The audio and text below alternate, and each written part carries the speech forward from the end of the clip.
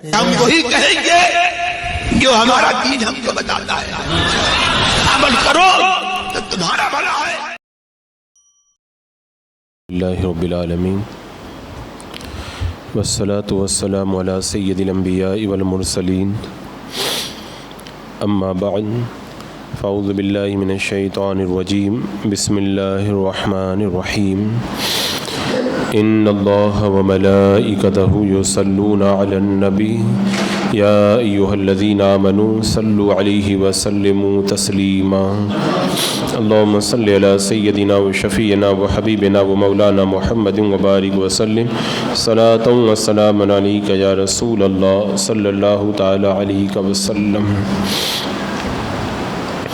وَإِن يُكَذِّبُوكَ فَقَدْ كَذَّبَتْ قَبْلَهُمْ قَوْمُ نُوحٍ وَعَادٌ وَثَمُودُ وَقَوْمُ إِبْرَاهِيمَ وَقَوْمُ لُوطٍ وَأَصْحَابُ مَدْيَنَ وَكُذِّبَ مُوسَى فَأَمْلَيْتُ لِلْكَافِرِينَ ثُمَّ أَخَذْتُهُمْ فَكَيْفَ كَانَ نَكِيرٌ۔ اور اگر یہ لوگ تمہاری تکذیب کرتے ہیں تو بے شک ان سے پہلے جھٹلا چکی ہے نوح کی قوم اور عاد اور ثمود اور ابراہیم کی قوم اور لوط کی قوم اور مدین والے، اور موسیٰ کو جھٹلایا گیا تو میں نے کافروں کو ڈھیل دی، پھر میں نے انہیں پکڑا تو کیسا ہوا میرا عذاب۔ فَكَأَيٍّ مِّن قَرْيَةٍ أَهْلَكْنَاهَا وَهِيَ ظَالِمَةٌ فَهِيَ خَاوِيَةٌ عَلَى عُرُوشِهَا وَبِئْرٍ مُّعَطَّلَةٍ وَقَصْرٍ مَّشِيدٍ۔ تو کتنی ہی بستیاں ہیں جنہیں ہم نے تباہ کیا جو ظالم تھی، تو اب وہ اپنی چھتوں پر گھری پڑی ہیں اور بہت سے کنویں بیکار پڑے ہیں اور بہت سے گچ کیے ہوئے محل۔ یہ آیات کریمہ، اس سے پہلے والی آیات کریمہ میں اس بات کا ذکر تھا کہ کفار نے مسلمانوں کو ان کے گھروں سے ناحق نکالا، مسلمانوں کو ستایا، اور اللہ کے رسول صلی اللہ تعالیٰ علیہ وسلم اور صحابہ کرام ہجرت کر گئے۔ مشرکین برابر مسلمانوں کو پریشان کرتے رہے، تو اب ان کی ان ظالمانہ کارروائیوں پر اللہ تبارک و تعالیٰ نے اپنے حبیب صلی اللہ تعالیٰ علیہ وسلم کو تسلی دیتے ہوئے فرمایا کہ اے محبوب، اگر یہ آپ کو جھٹلاتے ہیں تو آپ سے پہلے بھی بہت ساری قومیں نبیوں کو جھٹلا چکی ہیں۔ یہ تسلی اس لیے دی گئی تاکہ اللہ کے رسول صلی اللہ تعالیٰ علیہ وسلم کے قلب پاک پر جو حزن و ملال ہے ان کے ایمان نہ لانے کا اور ان کے جھٹلانے کا، اس سے حبیب اکرم صلی اللہ تعالیٰ علیہ وسلم کے قلب پاک کو تسلی ہو جائے کہ اے محبوب، نوح علیہ السلام کی قوم نے حضرت نوح علیہ السلام کو جھٹلایا، قوم عاد نے حضرت ہود علیہ السلام کو جھٹلایا، قوم ثمود نے حضرت صالح علیہ السلام کو جھٹلایا، قوم ابراہیم نے حضرت ابراہیم علیہ السلام کو جھٹلایا، اور قوم لوط نے حضرت لوط علیہ السلام کو جھٹلایا۔ اسی طرح مدین والوں نے حضرت شعیب علیہ السلام کو جھٹلایا، اور پھر حضرت موسیٰ علیہ السلام کو بھی جھٹلایا گیا۔ فرعونیوں نے، قبطیوں نے آپ کی تکذیب کی۔ تو یہ جو جھٹلانے کا سلسلہ ہے یہ تو بہت پہلے سے چلا آ رہا ہے۔ پہلے بھی اللہ کا نبی جب دعوت حق دیتا تھا تو قومیں جھٹلایا کرتی تھی، اور اس کی وجہ ظاہر ہے کہ جو اندھیروں کے اندر رہنے کے عادی ہوتے ہیں، جب ان کے سامنے اجالا آتا ہے تو ان کی آنکھیں چکا چوند ہو جاتی ہیں اور وہ اپنی آنکھوں کو بند کر لیا کرتے ہیں، اور وہ یہ کہتے ہیں کہ یہ اجالا ہمیں نہیں چاہیے۔ اس کی مثال خود آپ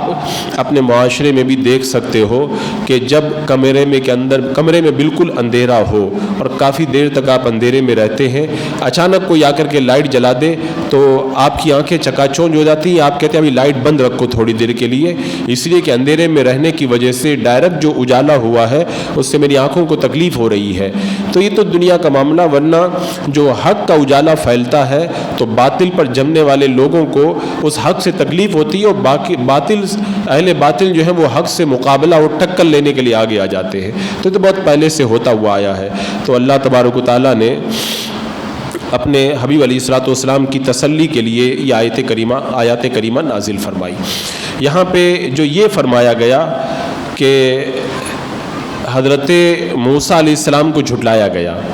یہ نہیں کہا گیا کہ حضرت موسیٰ علیہ السلام کی قوم نے جھٹلایا،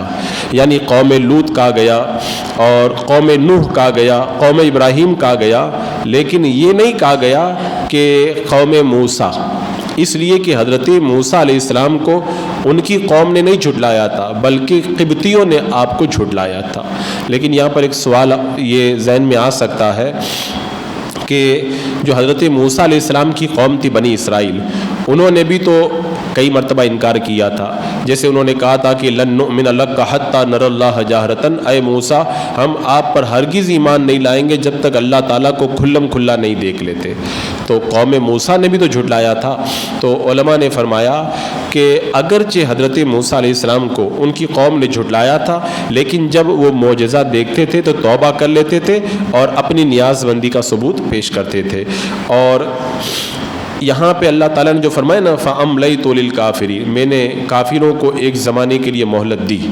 ثم اخذتهم، پھر میں نے ان کی گرفت کی، یعنی ایک مقررہ وقت تک اللہ تبارک و تعالیٰ نے ان کو مہلت عطا فرمائی، لیکن جب مہلت سے وہ لوگ نہ مانے تو پھر اللہ نے عذاب بھیجا۔ کسی کو طوفان سے تباہ کر دیا جیسے حضرت نوح علیہ السلام کی قوم، کسی کو آندھی سے تباہ کر دیا جیسے قوم عاد کو تباہ کیا گیا، کسی کو چنگاڑ سے برباد کر دیا گیا، کسی کو مچھروں کے عذاب سے ہلاک کیا، کسی کو زمین میں دھسا دیا، اور کسی پر پتھروں کی بارش ہوئی جیسے حضرت لوط علیہ السلام کی قوم، اور کسی کو جو ہے وہ اللہ تبارک و تعالیٰ نے یوم الذلہ سے برباد کر دیا۔ یوم الذلہ یعنی وہ گرمی سے بچنے کے لیے آئے تھے نا جب نکل کر کے باہر، تو اس وقت اصحاب ایکا یہ باہر نکل کر کے آئے، بادل آیا، بادل کے نیچے جمع ہوئے، اللہ نے بادل سے آگ کو برسا دیا، اور کسی کو دریا کے اندر غرق کر دیا گیا جیسے فرعون۔ تو اللہ تبارک و تعالیٰ نے ان سب کو الگ الگ عذاب کے اندر ہلاک فرمایا، اور پھر فرمایا فَكَيْفَ كَانَ نَكِيرٌ، میرا انکار کرنا کیسا رہا۔ یعنی دیکھو انہوں نے جب انکار کیا تو ان سے اللہ نے نعمتوں کو لے کر کے انہیں دکھ درد دے دیا، اور ان کی اچھی زندگی کو جو ہے وہ بربادی سے بدل دیا، اور ان کے اوپر بڑے دردناک عذاب اللہ تبارک و تعالیٰ نے نازل فرمائے۔ اس کا حاصل یہی ہوا ان انبیاء کرام سے اللہ نے مدد کا وعدہ کیا تھا، مدد آئی اور مشکلیں دور ہوئی، اللہ نے ان کو آرام اور سکون عطا فرمایا۔ اے محبوب آپ بھی صبر کیجئے، آپ کے دشمن بھی برباد ہوں گے، اللہ آپ کو بھی آرام نصیب فرمائے گا۔ اور پھر اللہ تبارک و تعالیٰ نے جو فرمایا نا کہ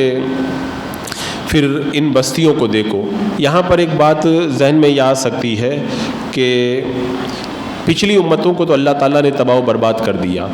لیکن میرے آقا صلی اللہ تعالیٰ علیہ وسلم کہ آپ نے جن کو دعوت دی تھی ان کو تو جو ہے وہ عذاب کے اندر گرفتار نہیں کیا گیا۔ تو اس کی دو وجہ ہیں۔ ایک وجہ تو یہ ہے کہ اللہ تبارک و تعالیٰ کے علم میں عذاب کے نازل ہونے کا ایک وقت ہے، جب وہ وقت آتا ہے تو پھر اللہ تعالیٰ اسے عذاب میں گرفتار کرتا ہے۔ دوسری بات یہ ہے کہ میرے آقا صلی اللہ علیہ وسلم رحمۃ للعالمین بن کر کے تشریف لائے، اس لیے آپ کی قوم کو جو ہے وہ بالعموم عام طور پر عذاب کے اندر ہلاک نہیں کیا گیا، بلکہ آپ کی شان رحمت سے ان کو بھی یہ حصہ ملا کہ اللہ تبارک و تعالیٰ نے ان کو خوب مہلت عطا فرمائی آپ کی شان رحمت للعالمین کی وجہ سے۔ اور یہاں پہ جو یہ فرمایا گیا نا کہ کتنی بستیوں کو ہم نے فنا کر دیا، فنا کے گھاٹ اتار دیا، کیونکہ اس بستی کے رہنے والے بڑے ظالم تھے، وہ رسولوں کو جھٹلاتے تھے۔ تو اس حوالے سے ایک روایت میں یہ آتا ہے کہ اللہ تعالیٰ نے حضرت موسیٰ علیہ السلام کی طرف یہ وحی بھیجی، اے موسیٰ آپ لوہے کی 2 جوتیاں بنا لیں اور لاٹھی لے لیں اور زمین میں سفر کریں، پھر قدرت کی نشانیوں کو دیکھیں، آپ کی جوتیاں ٹکڑے ٹکڑے ہو جائیں گی، آپ کی لاٹھی ٹوٹ جائے گی لیکن اللہ کی نشانیاں ختم نہیں ہوں گی۔ تو فرمایا کہ اللہ تعالیٰ نے کتنی بستیوں کو ہلاک کیا، جا کر کے دیکھو۔ اور یہاں پر فرمایا گیا کہ نصیحت کے ساتھ میں اپنے دل کو زندہ رکھو، غور و فکر کرو، جن قوموں پہ عذاب آیا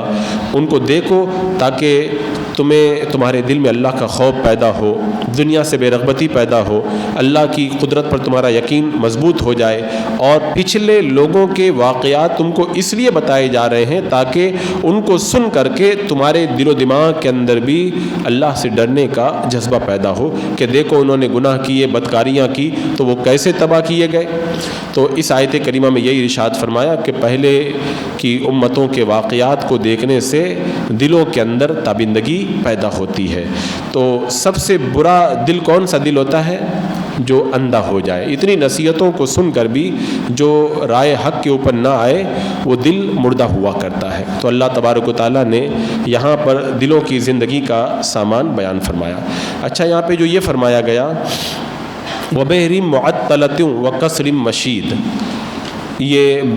بحر معطلہ کیا ہے اور قصر مشید کیا ہے؟ جیسا کہ میں نے ابھی ترجمے میں بتایا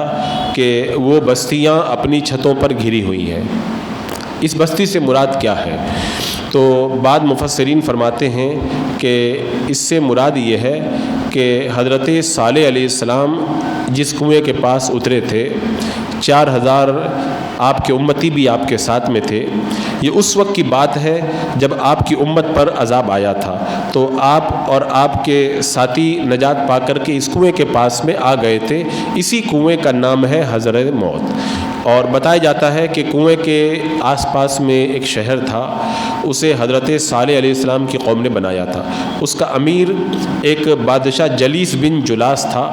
ایک عرصے تک وہ اللہ کی عبادت کرتے رہے۔ ایک مدت کے بعد میں کافر ہو کر کے انہوں نے بتوں کی پوجا کرنا شروع کر دیا، تو ان کی اصلاح کے لیے اللہ نے ایک نبی کو بھیجا۔ انہوں نے اس نبی کو شہید کر دیا تو اللہ تعالیٰ نے ان پر اپنا غضب نازل کیا اور ان کو تباہ و برباد کر دیا۔ اس کے بعد میں وہ کنواں بالکل ویران ہو گیا۔ تو یہاں پہ فرمایا گیا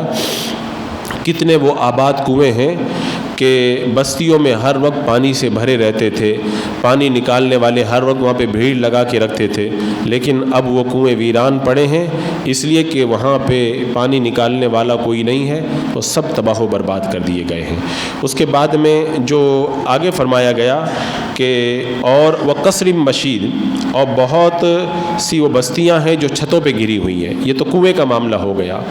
یہ محل سے مراد کون سا محل ہے؟ تو اس حوالے سے علماء فرماتے ہیں کہ ایک روایت کے مطابق اس سے مراد ہے شداد بن عامر بن ارم کا محل۔ اس نے ایسا عالی شان محل بنایا تھا کہ دنیا میں اتنا زبردست محل کسی کا تھا نہیں۔ پھر اس کی حالت بھی وہی ہوئی جو کنویں والوں کی ہوئی تھی کہ اللہ تبارک و تعالیٰ نے اس کو بھی ہلاک کر دیا، اور پھر وہ ایسا برباد ہوا محل کہ نہ تو محل میں کوئی رہنے والا ہے اور نہ دور دور تک وہاں پر کوئی آبادی ہے، اور جنات اور ڈراؤنی آوازیں دور دور تک وہاں پہ سنائی دیتی ہیں۔ اور پہلے وہاں پہ عیش و عشرت کے سامان تھے، لوگ عیاشیاں کرتے تھے، لیکن اب سب وہاں پہ ختم ہو چکا ہے اور وہاں پہ کچھ بھی باقی نہیں رہ گیا ہے۔ تو یہ دیکھو اللہ کی قدرت کی نشانیاں ہیں کہ بڑے بڑے محلات، بڑی بڑی آبادیاں جب گناہوں میں مبتلا ہوتی ہیں تو اللہ تعالیٰ انہیں تباہ و برباد کر دیتا ہے۔ جن محلوں میں جو ہے وہ رقاشائیں رقص کرتی تھیں، طرح طرح کے پکوان ہوا کرتے تھے، قیمتی سجاوٹیں ہوا کرتی تھیں، آج وہاں پہ الو بول رہے ہیں اور وہاں پر کسی انسان کا نام و نشان بھی نظر نہیں آتا ہے۔ اور وہ بستیاں جو شاد و آباد تھی، باغات تھے، پھل پھول تھے، لوگ وہاں پر جا کر کے عیش و عشرت کرتے تھے، آج وہاں پر اندھیرے ہیں، ویرانیاں ہیں، بے نشانیاں ہیں، اور وہاں پہ کوئی بسنے والا انسان نظر نہیں آتا۔ تو اللہ تعالیٰ نے اس کے ذریعے بتا دیا کہ کبھی رب تبارک و تعالیٰ ملک والوں کو دھاگے کے اندر موتیوں کی طرح پیرو دیتا ہے اور پھر ان کو ایسا توڑ دیتا ہے کہ ان کا نام و نشان تک دنیا کے اندر باقی نہیں رہ جاتا ہے۔ اب اس کے بعد میں آگے فرمایا گیا کہ سنو،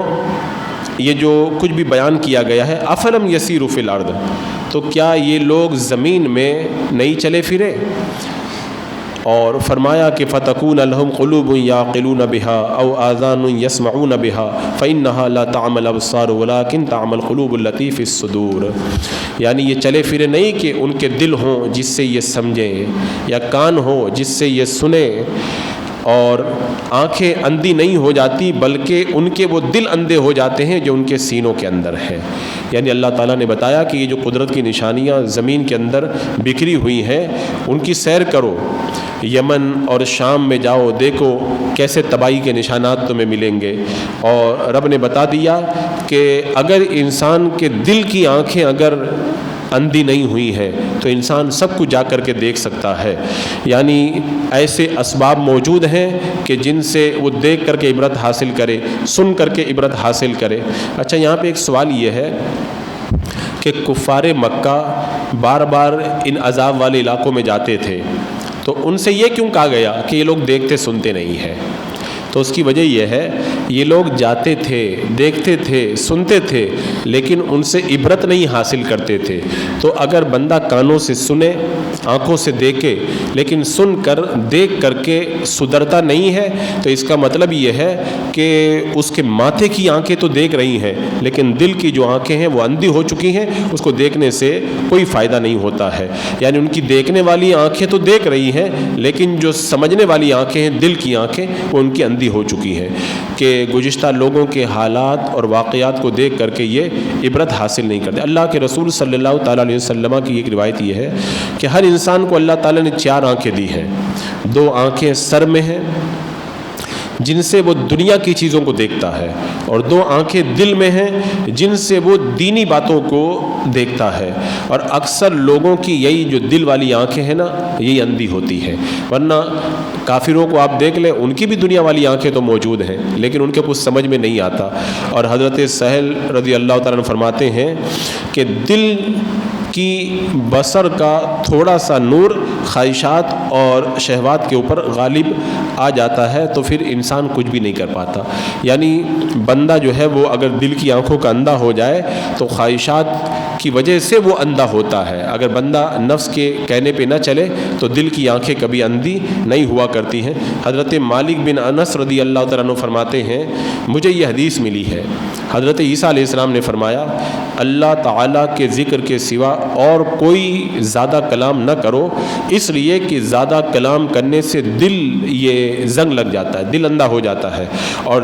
جس دل پہ زنگ لگ جائے نا تو وہ دل اللہ کی بارگاہ سے دور ہو جاتا ہے۔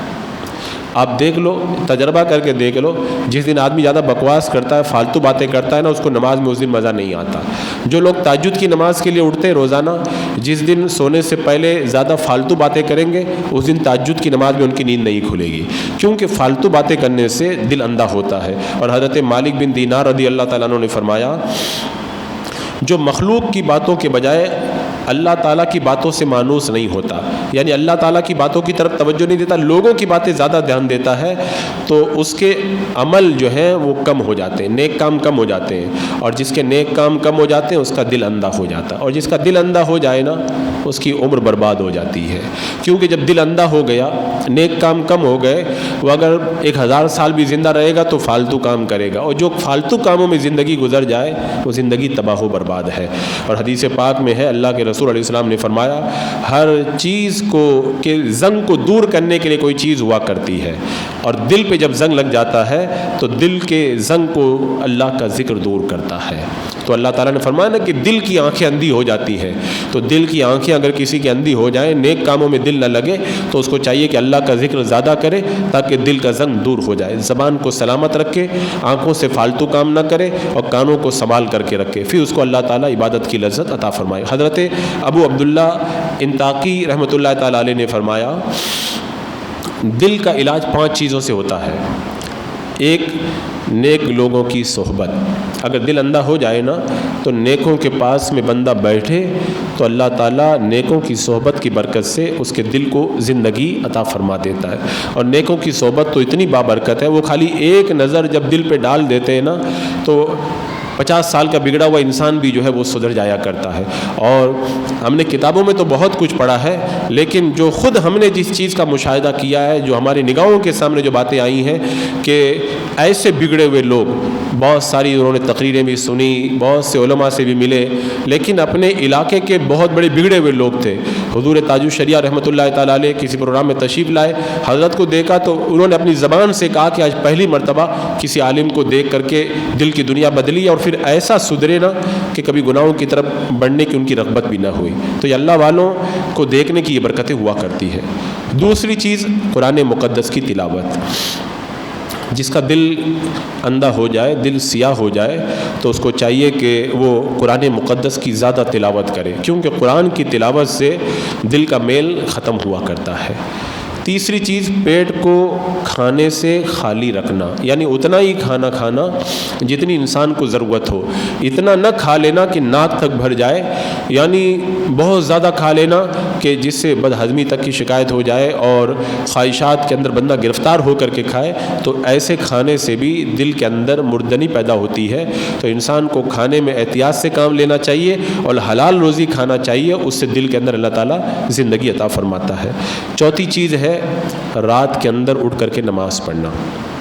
تہجد پڑھنا، رات میں اٹھ کر کے نوافل ادا کرنا۔ اندھیرے میں جب سب سو جاتے ہیں نا،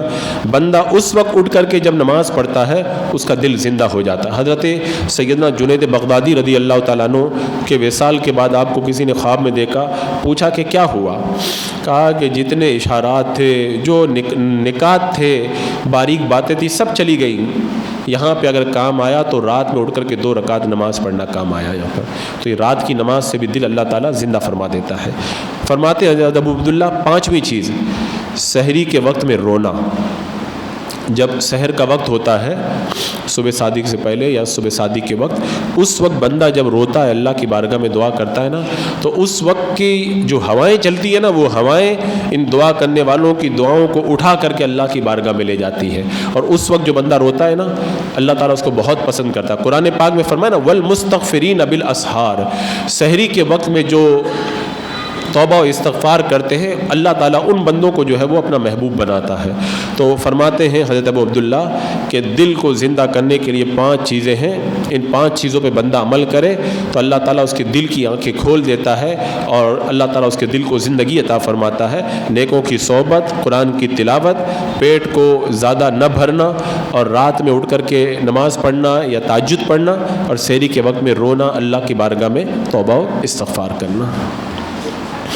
بسم اللہ الرحمن الرحیم۔ اللہم صلی علی سیدنا مولانا محمد وبارک وسلم، صلاۃ و سلام علیک یا رسول اللہ۔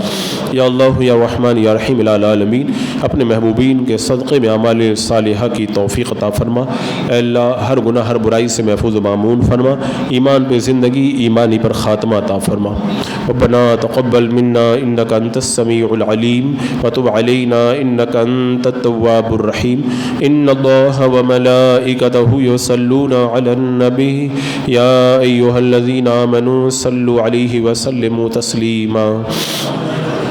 اللہم صلی علی سیدنا و شفیعنا و حبیبنا و مولانا محمد وبارک وسلم، صلاۃ و سلام علیک یا رسول اللہ۔ سبحان ربک رب العزۃ عما یصفون، والسلام علی المرسلین، والحمد للہ رب